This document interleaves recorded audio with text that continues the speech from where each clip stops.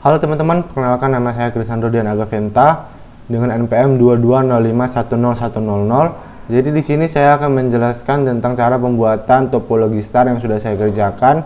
Jadi langsung saja kita masuk ke Cisco Packet Tracer-nya.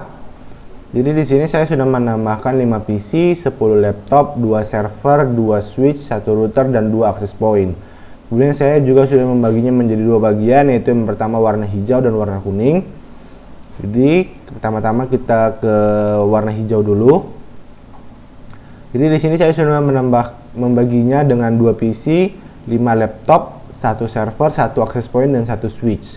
Kemudian saya menghubungkan antara access point, server, laptop yang ada di sini, kemudian 2 PC yang ada di sini ke switch menggunakan kabel straight through.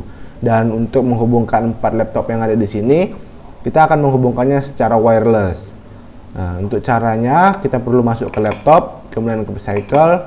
Jika sudah, kita perlu mengganti modul bawaan yang ada pada laptopnya. Jadi sini saya sudah menggantinya. Jadi untuk cara menggantinya, pertama-tama kita matikan terlebih dahulu laptopnya, kemudian kita buang modul bawaannya. Setelah itu kita masukkan WPC 300N-nya. Jika sudah, kita hidupkan lagi laptopnya, maka dia akan terhubung ke sini. Begitu juga dengan laptop yang lainnya yang ada di sini. Dan kita ke sebelah yang kanan atau warna kuning. Jadi sini saya sudah membaginya dengan 3 PC, 1 server, 5 laptop, 1 access point dan 1 switch. Kemudian saya menghubungkan 3 PC, 1 server dan 1 access point ini ke switch menggunakan kabel straight through. Dan yang di 5 laptop yang ada di sini sama dengan yang warna hijau, kita menghubungkannya secara wireless dengan cara yang tadi. Jika sudah, jadi saya di sini menghubungkan antara bagian warna hijau dan warna kuning menggunakan 1 router. Nah, untuk cara menghubungkannya, kita perlu menghubungkan antara switch 0 dengan router, begitu juga switch 1 dengan router menggunakan kabel straight through dengan port gigabit Ethernet. Jika sudah kita menghubungkannya, kemudian kita masuk ke routernya dan kita masuk ke gigabit Ethernet-nya. Yang pertama sini ada 0/0. Jadi gigabit Ethernet 0/0 ini untuk bagian sebelah kiri atau warna hijau, dan gigabit Ethernet 0/1 untuk bagian sebelah kanan atau warna kuning. Jadi untuk caranya, kita masuk terlebih dahulu ke gigabit 0/0. Pastikan dia sudah terchecklist atau on.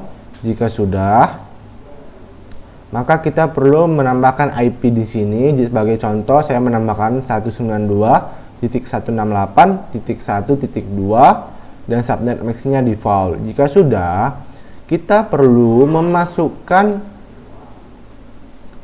IP yang ada di gigabit Ethernet 0/0 ke sebelah kiri atau warna hijau sebagai default gateway-nya. Jadi sini saya sudah masukkannya sebagai contoh ke PC 0 untuk sebagai default gateway. Kemudian kita ke gigabit Ethernet 0/1. Kemudian di sini pastikan yang pertama itu terchecklist atau on. Setelah itu kita menambahkan IP-nya. Sebagai contoh sini saya menambahkan 172.168.10.253 dan subnet max-nya di default.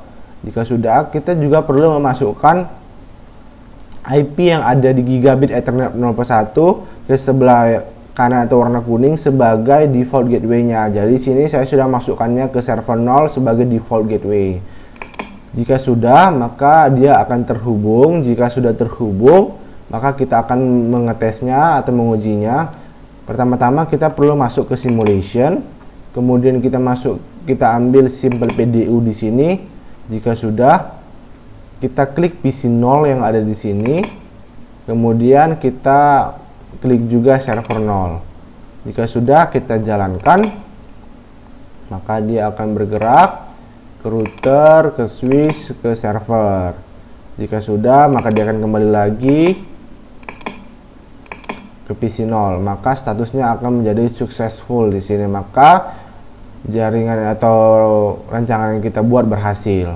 Jadi sekian yang bisa saya sampaikan. Jika ada kekurangan dan kesalahan, saya mohon maaf. Terima kasih.